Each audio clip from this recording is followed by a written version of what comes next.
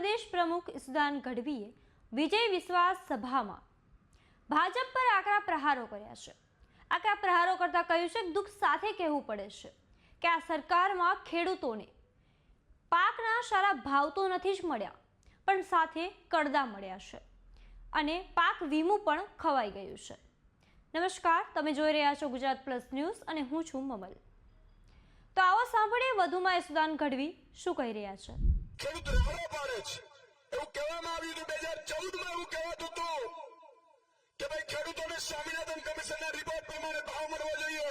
મિત્રો, એ ભાવ નરેન્દ્રભાઈ મોદીએ તત્કાલીન પ્રધાનમંત્રી ડોક્ટર મનમોહનસિંહને લખ્યું હતું કે મારા ખેડૂતોને, ભારતના ખેડૂતોને, ગુજરાતના ખેડૂતોને સ્વામિનાથન કમિશનના રિપોર્ટ પ્રમાણે ભાવ મળવા જોઈએ। અને એ જો મળે તો 2560 રૂપિયા મગફળીના થાય, કપાસના પણ ભાવ એટલા જ થાય। પણ મિત્રો, દુઃખ સાથે કહેવું પડે છે કે ભાવ તો ન મળ્યા, ઉપરથી કડદા ગિફ્ટમાં મળ્યા, અને ત્રીજું પાક વીમો ખવાઈ ગયો।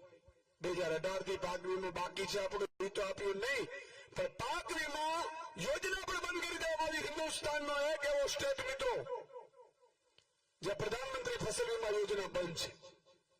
આ ગાડીઓ છે ને, એક દિવસ પણ વીમા વગર ચાલે નહીં। મારો ખેડૂત ઉપર આકાશ, નીચે ધરતી છે।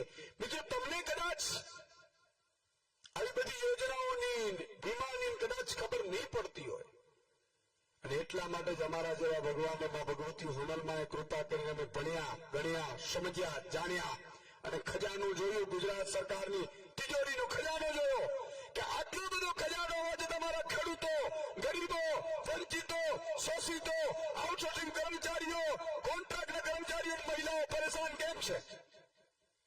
પછી મને ખબર પડી કે આ ખજાનાનું જે મોડું છે ને, એ 3 બાજુ છે। જે મોટા ભાજપના નેતાઓ, મોટા અધિકારીઓ, ઉદ્યોગપતિઓ મલાઈ ખાઈ જાય છે, આપણે ખાલી છોટા મળે છે। શેરડીનો રસ જોયો ને, કાઢતા હોય ચીચોડા, શેરડીનો રસ તમે આમ શેરડી નાખો ચીચોડામાંથી એટલે રસની ધારાવાહી થાય, પછી શેરડીને મરડી નાખવામાં આવે, પછી પાછું નાખે, પછી ત્રીજી વાર મરડી નાખવામાં આવે, પાછું નાખે, ચોથી વાર મરડી નાખવામાં આવે, અને હાવ રસનો ટીપો નો રીએ, છોતરા રીએ ને, એ તમને મને મળે છે। બાકી શેરડીનો રસ આ ગાંડાઓ ખાઈ જાય છે, અને એટલા માટે તમારી મારી આ પરિસ્થિતિ છે। આજે અહીંયા આપણે ગામ, કયું ગામ હતું આપણે, તમને ધારાઈ ગામ,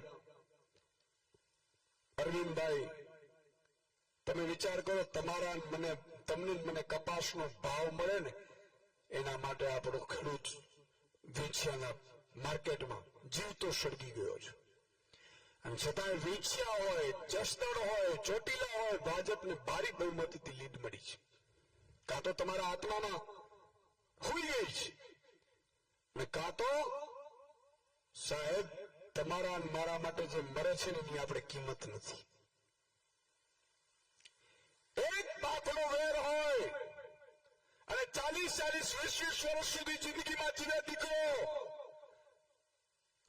અને સોગન ખાતો હોય તો ખાવામાં પણ ધૂળની ચપટી ખાઈ, અને જ્યાં સુધી ટેક પૂરી ન થાય ત્યાં સુધી એ પોતે ટેક રાખતો હતો।